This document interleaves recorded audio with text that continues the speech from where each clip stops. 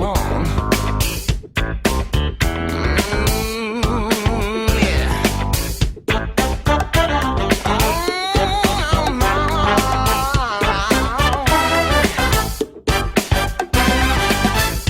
Hey, feel the rhythm.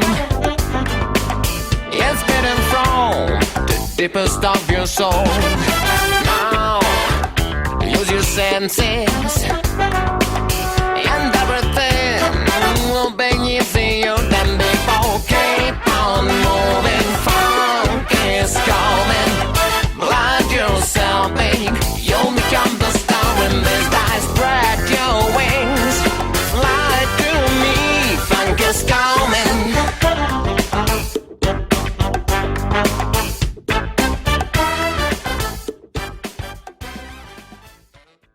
So we have Mr. Negation of P, Ned.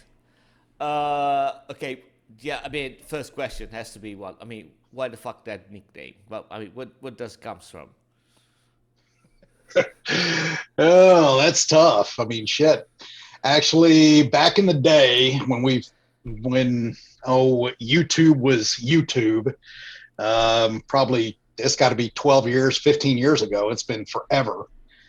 Nobody went by their real name. There were, everything from Dark Matter 2525 to, just no one went by their real name. So I had to find something that I kind of liked. And I came across Negation of P, and I really liked the thought of if I can negate an idea, then the contrary, kind of what it boils down to is if you can negate a proposition, then the contrary maybe not must be true, but could be true. And since my focus was exploring the validity of religious claims and if gods exist, if I could negate that proposition, then no God must exist, or maybe not must, but would be a higher probability. And that's where it came from, because I needed something, and that worked out well. So and plus, my name being Ned Per Diem in NP or NOP, it works the same thing. So. Okay, yeah, makes sense. I mean, I've a silly answers to why people pick up nicknames, but yeah. Just a quick thing, and I want you to keep it as short as possible, which is going to be close to impossible for you. Absolutely, because I talk way too damn much. Bloody hell, you do, man.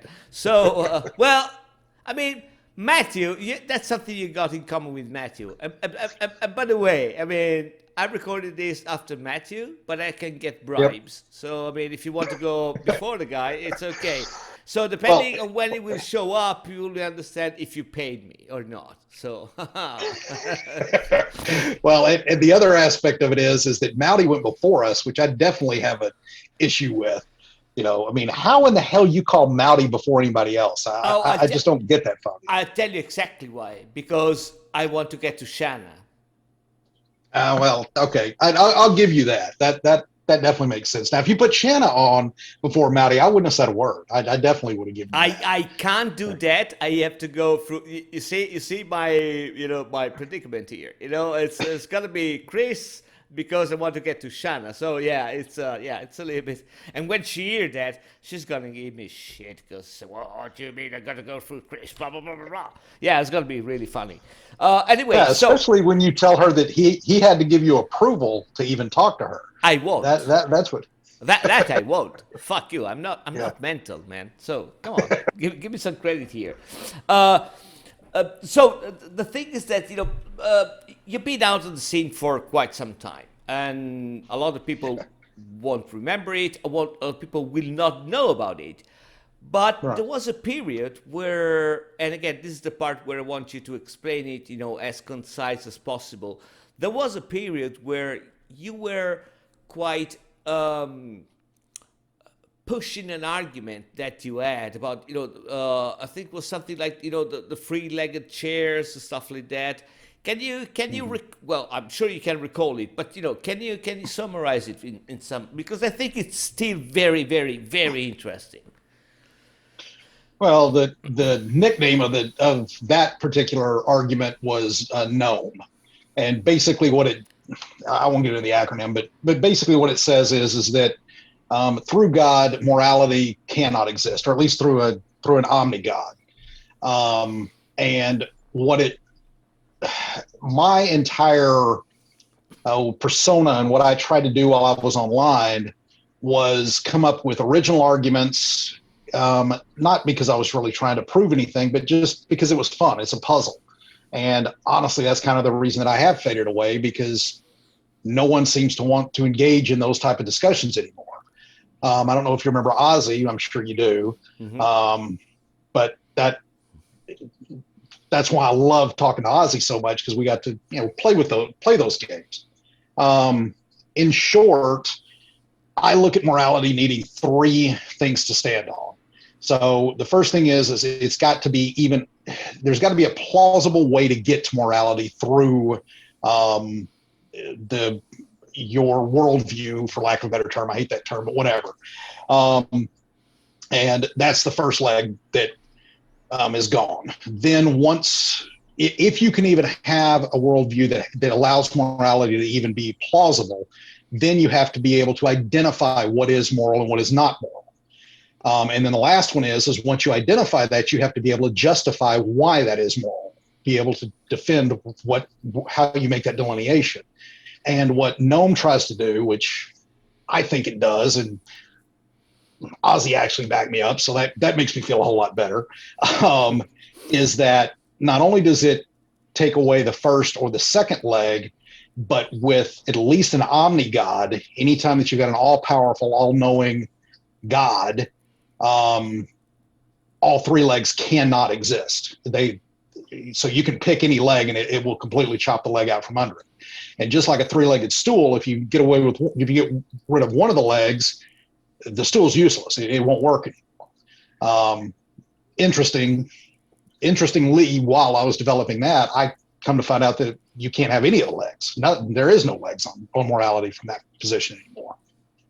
So you went from three-legged stool to basically a plank, Okay. Exactly. Yeah. Just nothing. Yeah, I mean, that was interesting. And I remember, some conversation that you had with some people about that, and the reaction that some people had about that. And that was the time where I think, correct me if I'm wrong, but the time you were pushing that argument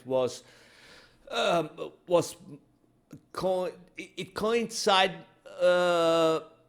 with when the pre-supper were going on the scene and stuff like that. So yeah, I remember there were some quite interesting exchanges, between.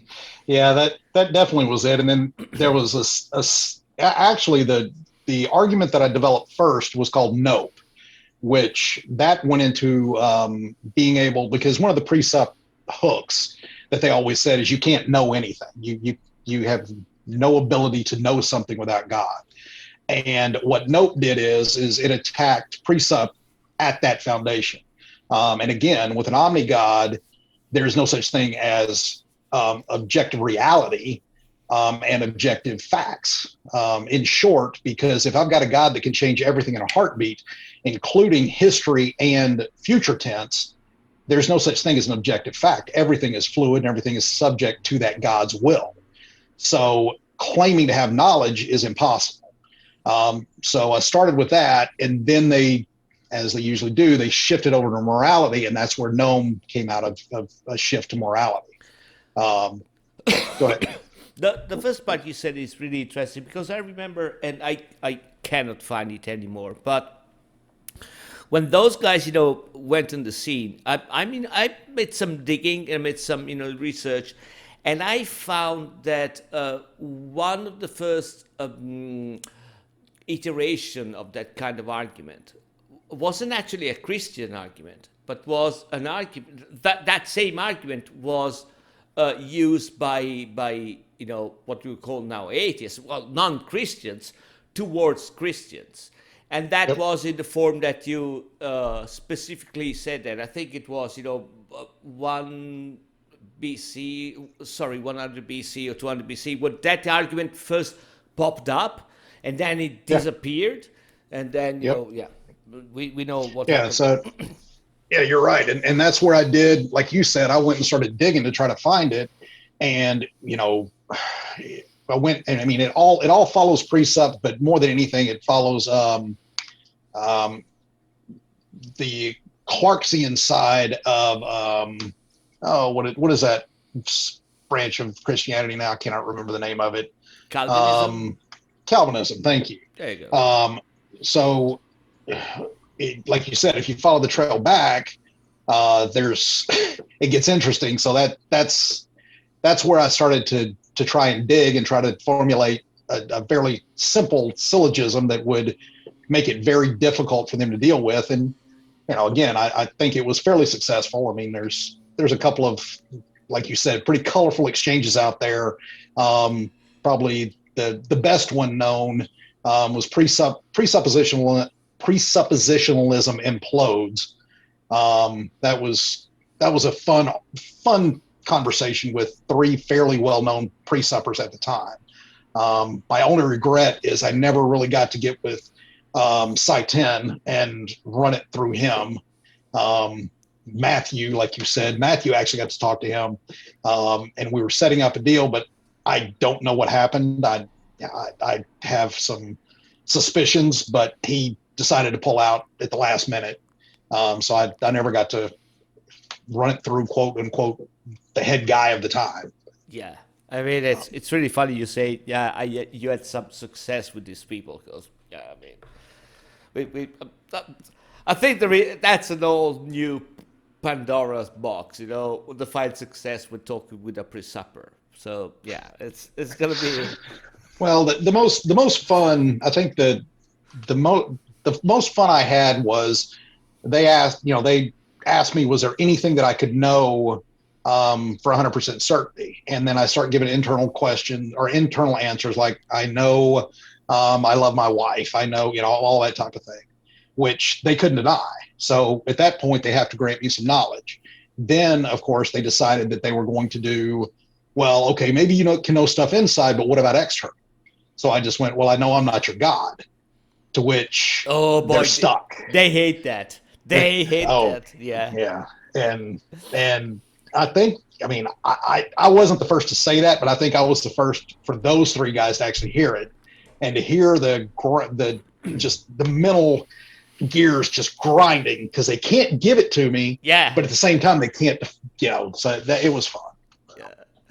So it is quite clear that the core of your activity was religious conversations and talking about religious claims and stuff like that. So the thing which is I'm really interested in. So first of all, you have we could say like let's put it really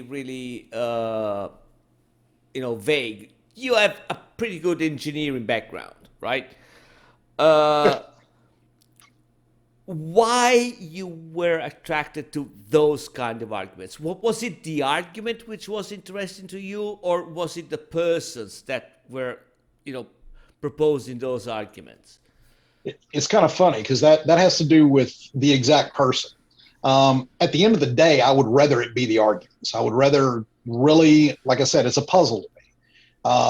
I found it very interesting. I actually went to a religious college, very religious college, at least one point in my, one of my degrees.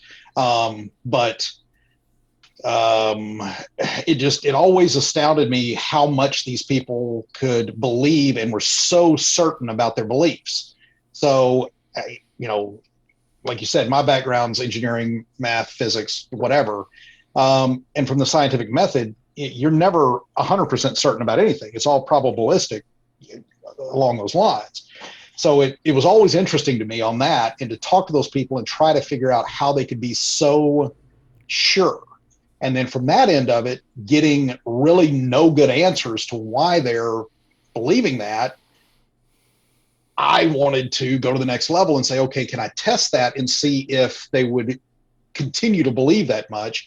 And quite honestly, would my beliefs hold up to the scrutiny that I knew would come from the reaction to that? So I would love to say that that's what I did, but the conversations that I had with Kent Hovind, with some of I'm trying to think of who else was Matt Slick, those type of guys.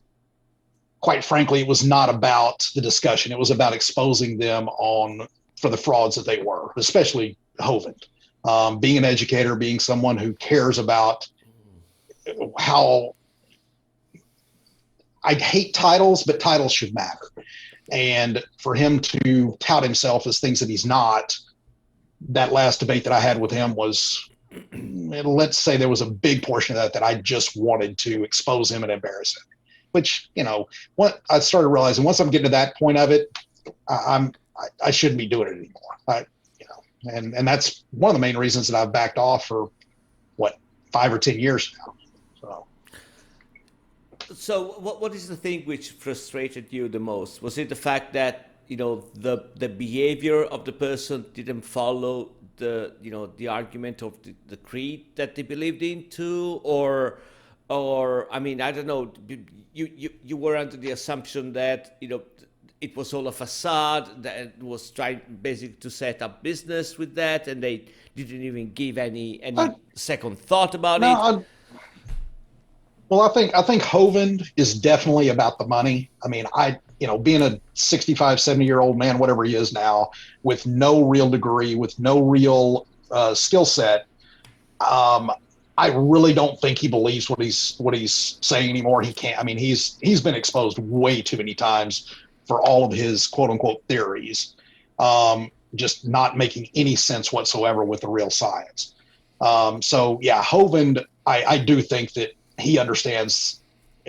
Now maybe I'm giving him too much credit, but then there's the vast majority of the people that I talk to. I honestly think they believed what they were saying, and again, my biggest frustration was their inability to step back and say, okay, let's see if I'm wrong. Let's steel man this argument, try to figure out and try to really find the flaws in the way that I'm thinking. And I know that that's not realistic for me to expect them to do the same thing that I would do, but it's very hard not to expect that as well. I think we all think we're average and normal and expect people to act like we do. And for the most part, they're not willing to test that. Is it because it's so ingrained in their identity, or because they're afraid of the ramifications?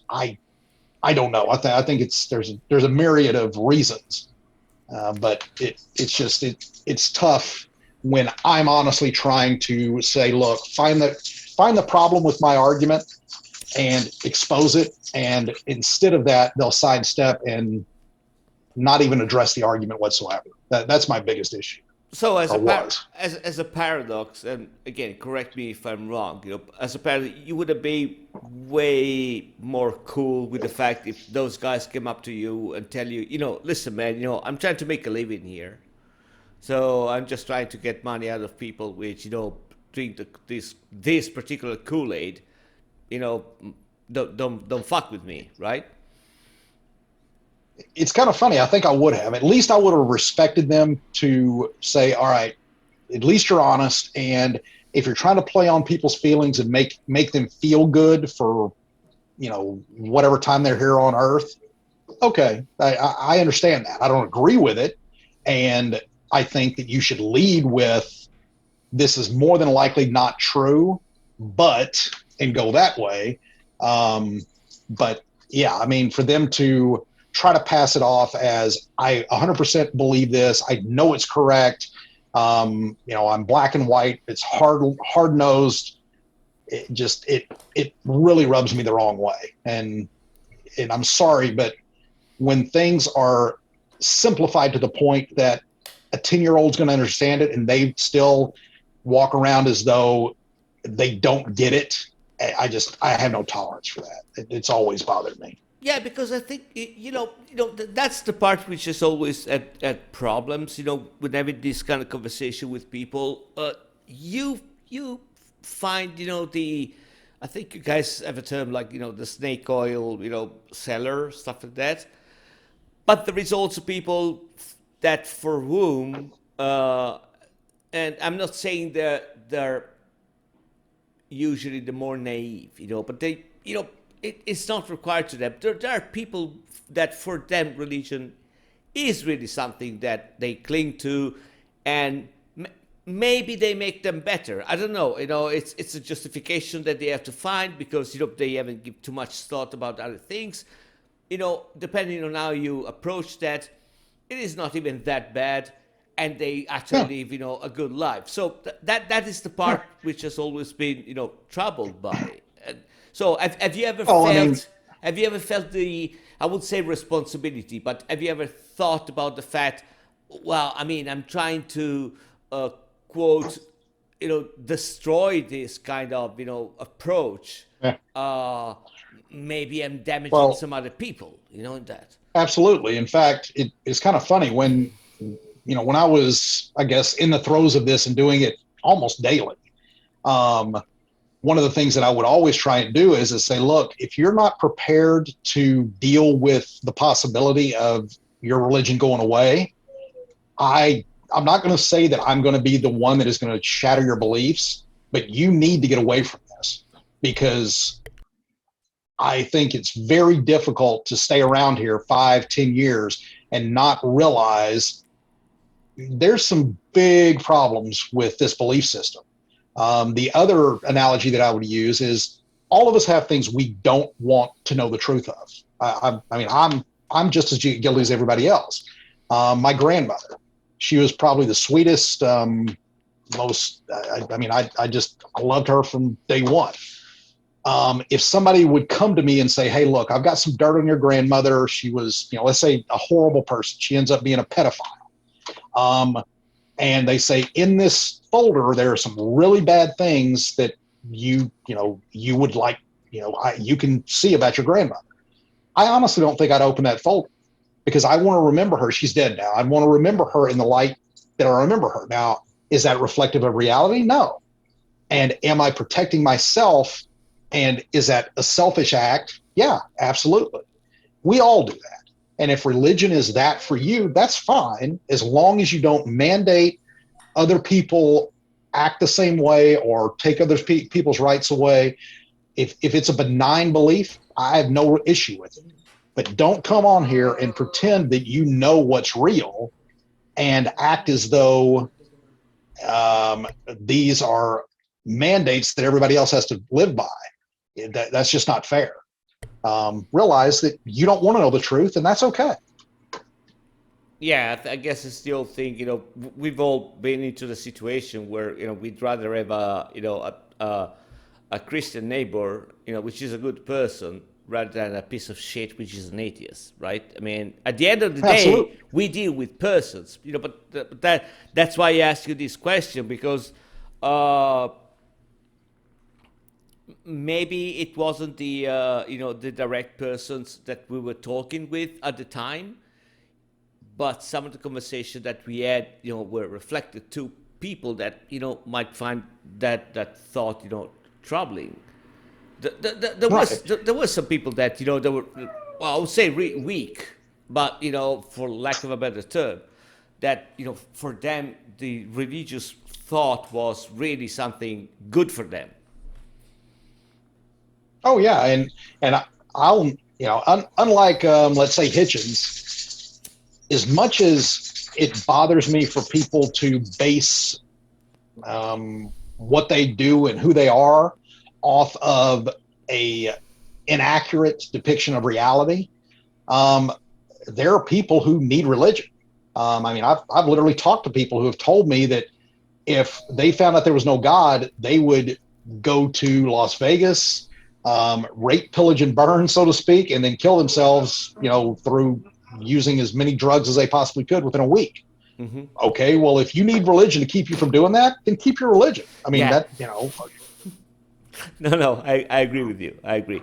So, man, we gotta wrap it up because again, attention span, people, internet, it's a mess. So we get to the I part hear you. we get to the part where I'm asking you three questions that you sent me. And we have, 10 minutes, more or less. I mean, Okay. Matthew took more, so feel free to do whatever you want. Yeah. So the first question is that you sent me is, what has the world and or the United States learned from COVID? Huh. Okay. Well, I mean, I think the world in general, and maybe this is just because I am somewhat insulated in the U.S. I feel like the world's learned quite a bit. I mean, it seems like flow of information, research, scientists working together, for the most part, has improved because of this. At least in that field.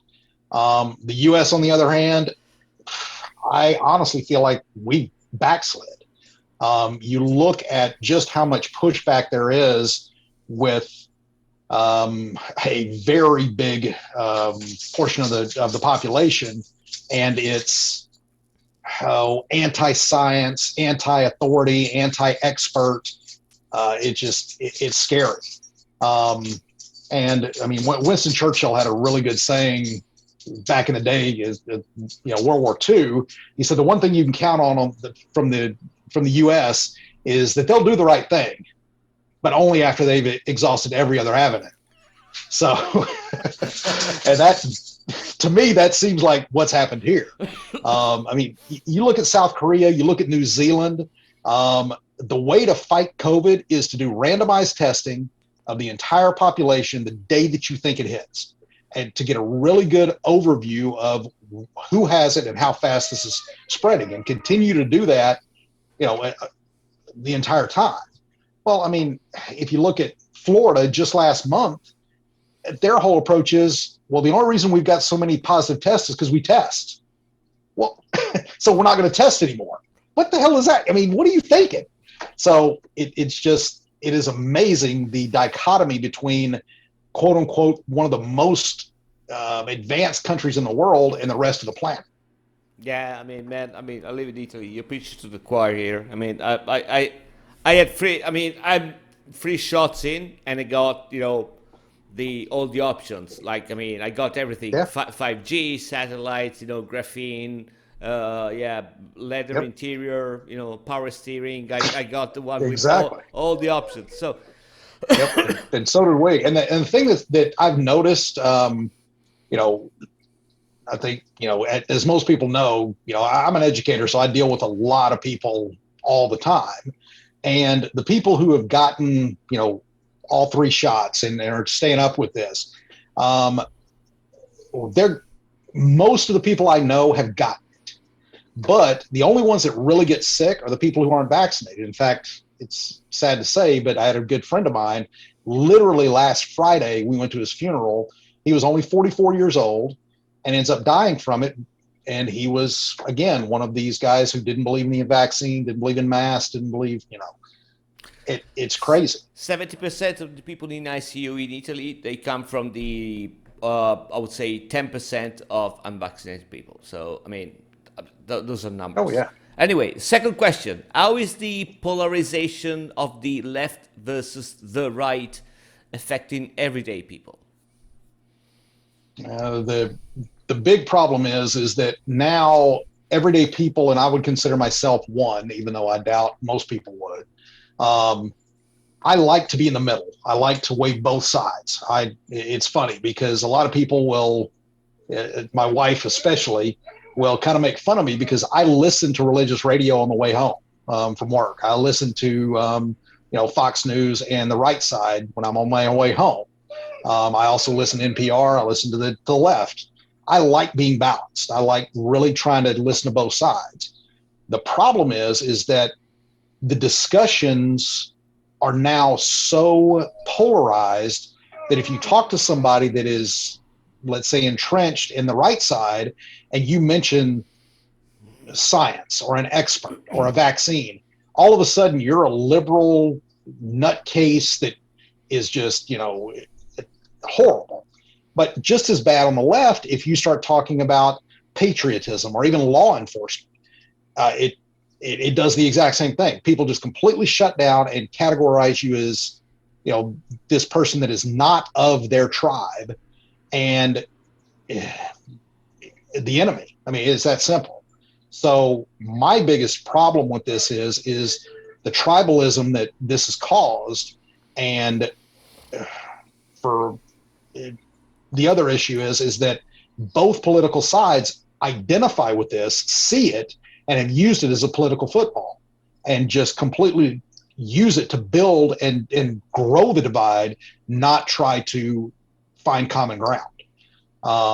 It's horrible that we have no bridge between both sides. Honestly, it's going to get worse. Yeah, fair enough.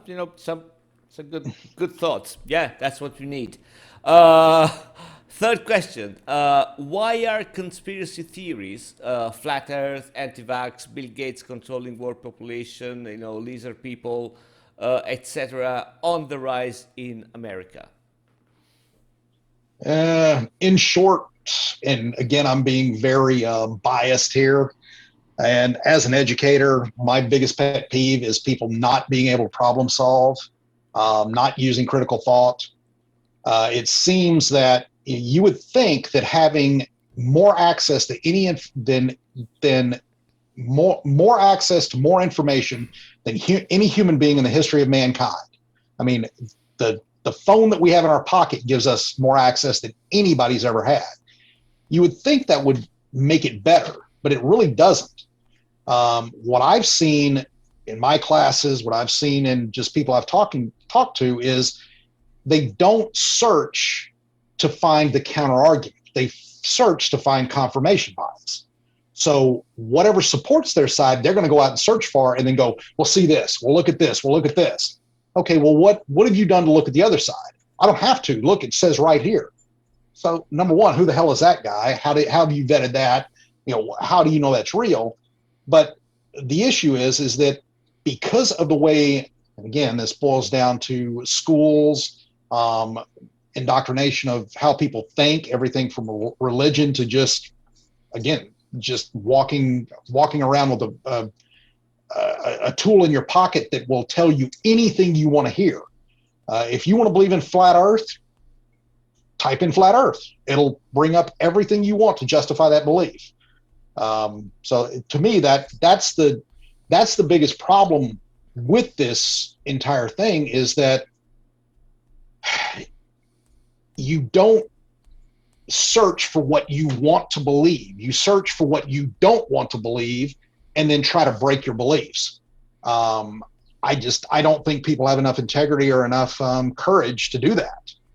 Where that comes from, I honestly think that it starts from schools and it starts from kids getting shouted down in the classroom when they ask a question that the teacher doesn't like. Even worse yet, I've told everybody in my family, because I've got some religious people in my family, that want me to go to church. I'll say, great, I'll go to church with you. But as soon as the pastor says something that I have a question with, I am literally going to stand up in the middle of that sermon and I'm going to raise my hand. And they're like, oh, no, you can't. Isn't he teaching us? Isn't he trying to get new information? So why can't I ask questions? I think the shutting down of questions is what's causing a lot of this, just trusting whatever the leader tells you to believe. No, that's very interesting because I never thought about that. I mean, I would agree with you that the main problem is education, but I never thought about the fact that, even mostly because it's not the case around here, but there are places where people get their education from sermons.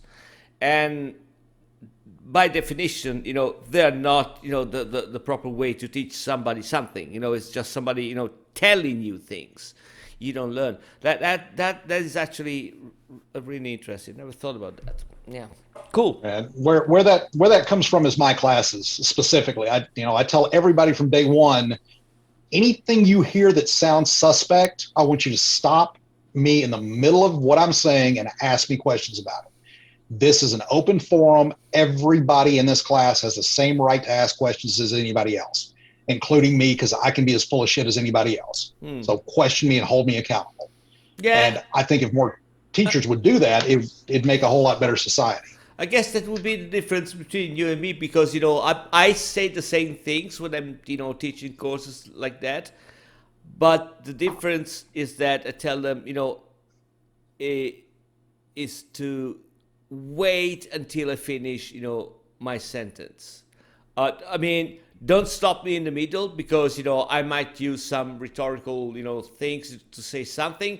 Just wait till the end, because the answer might be there, and if the answer is not there, just raise your hand and tell me I'm a piece of you don't tell me a piece of shit, because I'm gonna kick you out. But regardless, you know what I mean. Well, and I think the differences between where you teach and where I teach is that, again, anyone that challenges what the educator is conveying is a pariah. And most of the educators here do not like that. They like to sit here and read off of PowerPoints, just give them rote knowledge to regurgitate on a test and go from there. I'm assuming, and correct me if I'm wrong here, but where you teach, it is a lot more about, hey, let's discuss this. Let's really get down to understanding it and not just regurgitating the facts. Right. Yeah. Yeah. That is mostly, yes. No. That's why. No, you're right. That's why I think it's important to wait until the end of the topic, and then we raise hell. But yeah. No. But I mean, it's just a methodology is different. But the approach is the same. Yeah. Okay, man. Listen, it's been a super pleasure. And yeah, man, I don't know what you say. That was fucking fantastic. So man, I'm literally honored that you would even remember me after 10 years. Are you shitting me? Are you fucking shitting me? Gee, this whole charade is just a poor man's excuse for me to get in touch with people that I either neglected or say, oh yeah, I'm gonna talk with this guy eventually, and then realize, fuck me, I haven't talked with this guy for 3 years. That's about time. And the thing that you get to a point where you need that extra push to do things. You know what I mean? So, oh yeah. I hear you. Yes, we to do that. Yeah, I'm gonna do that. But it doesn't really matter. Nobody's gonna look at this anyway. So I honestly, I don't care. I'm having the time of my life, talking with, oh, there you go. It's my camera is gone because it decided to fuck off and die. So I guess that's a sign, we'll end it here, but we'll continue because we have to record the next session naked for the OnlyFans thing. So yeah, okay. Cheers, man. You don't want to see that, man. All right, thanks, man. Well, I don't. Apparently there's some weird people on the internet. I don't know if you heard about it. Ciao, man. Thank you very much. Hey, not a problem, man.